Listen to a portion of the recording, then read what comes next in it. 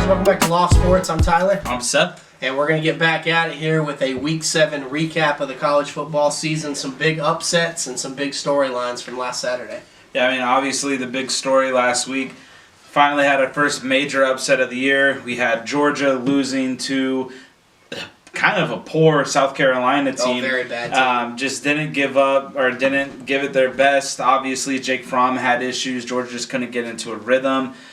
Pretty disappointing for a team that we definitely thought could really challenge for the title, and now that might be out the window. Yeah, Georgia still does control their destiny for the most part in the SEC East, so their season's not lost, but definitely a surprising win. They still got some big games down the road against Auburn, A&M, Florida, so doesn't look good for Georgia. Certainly doesn't help Notre Dame that now that loss doesn't look as good. So Notre Dame probably officially out of any sort of chance you may have had before. All that's gone now. You just hope to get into the best bowl you can at this point. Yeah, pretty big ripple effect from that Georgia upset. And the other big games on Saturday, Oklahoma outlast Texas. Yeah, I mean, we definitely thought Oklahoma was going to win that game. The way it's put now, earlier in the year, I think we had both picked Texas for it. But the way Oklahoma's been playing, the defense is a little bit better this year. Hurts has been outstanding. That offense hasn't slowed a beat. Oklahoma looked really good in that win, too. Yeah, we didn't have a chance to do a preview video because I was out of town, but I think we both would have picked Oklahoma. I would have. They're just playing at such a high level right now.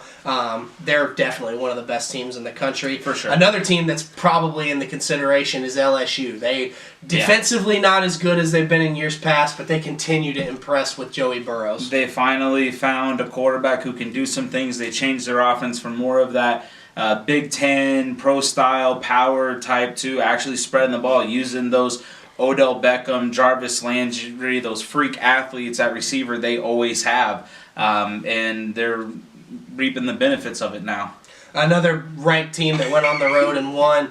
Penn State was able to knock off Iowa in Iowa City. Kind of a boring game, to use a pretty plain example there. But Penn State goes on the road and stays undefeated. So who else looked good on Saturday? Yeah, I mean, it seems like we're getting a common theme here of these teams that just continue to look good every week. Alabama had a nice win after they've kind of stumbled a little bit out the gates again, but they've found a way to pour it on A&M. Wisconsin's continued to look good. Baylor's still undefeated with a nice win over Texas Tech. So you got some teams that are really starting to get into that, playing at their highest level as we start the home stretch of the season. Yeah, Clemson played their most complete game against a Florida State team that not very good, but they had a bye week to prepare. Yeah. They still got a ton of talent. Yep. Oregon, nice win against Colorado. They continue to have an outside chance at a playoff hope. Yep. They're going to need a lot to happen, though. And then Minnesota, undefeated still. Haven't really played an elite team yet, but the Gophers are 6-0, so for what it's worth. And then I want to say one thing about Wisconsin. They have shut out 4 teams. Yeah. I cannot remember a team doing that in the first 6 games of the season. We need to start talking seriously about Wisconsin as a threat to Ohio State. Agree? No. Okay. I don't. That's a different video. That's a different time, but yeah, no, they don't have the speed or the talent. It's nice. They always find a way to play tough, though. They do, but no, that's not happening. Fair enough. Some teams that looked bad. Virginia, kind of going back on the Notre Dame theme. That was our quality win. Losing to a very bad Miami team on Friday night. Michigan, they were up 28-3. Next thing we know, it blink and it's 28-25. Yeah, in a game that Illinois really, I mean, they fumbled on one drive and then it was just a domino effect that snowballed the rest of the way. But I literally stopped watching the Red River game just as like, oh my gosh, is Michigan actually about to screw this up? Because it was literally that type of momentum, that type of feeling, and I love watching Michigan lose, so there's always that too. But then, I mean, they play good at times, but they're never consistent enough, and they do this against Illinois. They pour it on against an Illinois team who, I mean, the announcers at the halftime show of the Oklahoma-Texas game were joking that Michigan's back on track because everyone needs a little bit of Illinois every once in a while to get going again. And then come out in the second half, and Illinois almost got the lead. It's ridiculous. It's just more of the same with Michigan, just being a disappointment. They're going to have their chance to prove themselves in the next couple weeks, though, if they are really back on track. And then lastly, Michigan State.